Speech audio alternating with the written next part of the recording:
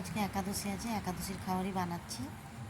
সাবু নিয়ে নিয়েছি, সাবুটাকে হালকা কড়াই নেড়ে নিয়েছি। এবারে গ্রাইন্ডারে ওটাকে পিষে নেব। তো গ্রাইন্ডারে যতই গুঁড়ো করা হোক না কেন, এটা কিন্তু ময়দার মতো সাবুটা কখনোই গুঁড়ো হবে না। তো যতটা গুঁড়ো হয় এভাবে করে নিতে হবে। একটু দানা দানা থাকলে কোনো অসুবিধা নেই। দেখতেই পাচ্ছ কতটা গুঁড়ো হয়েছে। তো ওটাকে আমি একটা জায়গায় ঢেলে নিয়েছি। এবারে নেব আলু।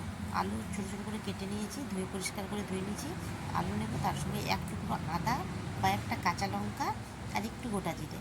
তো একসঙ্গে ওটাকেও গ্রাইন্ডারে পেস্ট করে নেবো। আলু পেস্ট করতে তো এমন কোনো নয়, ওটা জলও লাগে না, আলু থেকে একটা জল বেরায়।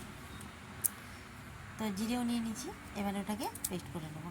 তো তোমরা যদি ওখানে গোলমরিচ নিতে চাও তো 2-4টা নিতে পারো। আমি গোলমরিচ নিইনি, শুধু কাঁচা লঙ্কাই নিয়েছি। ওর সঙ্গে নুন দিয়েছি, সন্দক লবণ যেটা, মানে এমনি লবণ তো খাওয়া যাবে না একাদশীর বারে, ওই জন্য সন্দক লবণ নিয়েছি। ওর মধ্যে ভালো করে পেস্ট করে নিয়েছি, ওটাকে ওর মধ্যে মিশিয়ে দিলাম। নিয়েছি কিছু ধনে পাতা কুচিয়ে সুন্দর করে ধুয়ে ওটার মধ্যে মিশিয়ে দিলাম। এবারে নেব কিছু বাদাম, বাদামটা হালকা করে নেড়ে নেব। নেড়ে ওটা যতটা সম্ভব খোসা ছাড়িয়ে ওটাও গ্রাইন্ডারে গুঁড়ো করে নেব। গুঁড়ো করে ওটাও মিশিয়ে দেবো। তো জানো তোমরা যারা একাদশী করো কী কী ফল খাওয়া যায়, কী মানে কী কী খাওয়া যায় ওটা সবাই জানো। তো এখানে তো বাদামটা খাওয়া যায়, মানে যেগুলো খাওয়া যায় সেই জিনিসগুলোই আমি নিয়েছি। তো একসঙ্গে মিশিয়ে দেবো। এবারে হাতে ভালো করে মাখাতে হবে, হাতে ছাড়া এটা মাখানো যাবে না। চামচ দিয়ে হাতে সুন্দর করে মাখিয়ে নেব। মাখিয়ে এটাই কিন্তু আমি আর জল দেবো না, জল দিয়ে বেশি পাতলা করবো না। তোমরা যদি একটু একটু জল দিতে চাও দিতে পারো। তো আমি জল দিইনি, জল দিয়ে মানে পাতলা করার কোনো দরকার হয়নি। তো হাতে গোল গোল করে ওটা বড়ার মতো বসিয়ে নেব, অল্প সাদা তেল দিয়ে, যেটা সানফ্লাওয়ার তেল কিংবা ঘি, এই দুটো তো খাওয়া যায়। তো আমি সানফ্লাওয়ার তেলেই ভাজছি, ঘিতে ভাজছি না। একটু কম হিট দিয়ে এপিট উপিট উল্টে ভালো করে ভেজে নেব।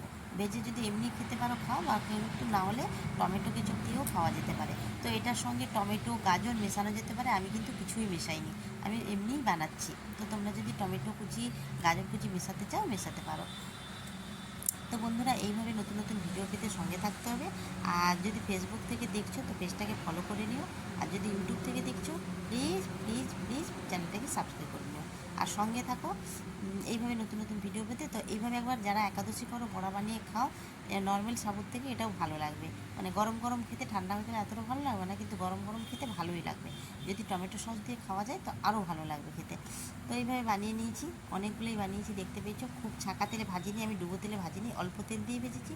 তোমরা যদি ডুবো তেলে ভাজতে চাও তাও ভাজতে পারো। আমি খুব সামান্য তেল দিয়ে জাস্ট ভেজে নিয়েছি অল্প করে।